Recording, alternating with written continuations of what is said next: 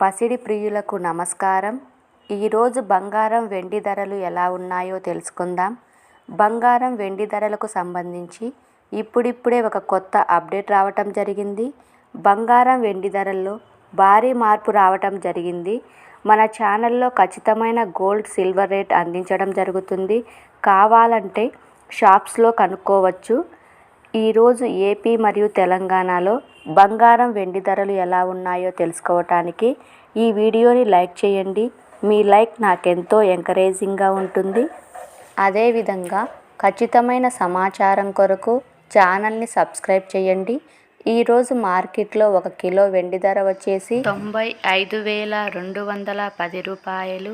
అలాగే 22 క్యారెట్ల 10 గ్రాముల బంగారం ధర వచ్చేసి 67,490 రూపాయలు.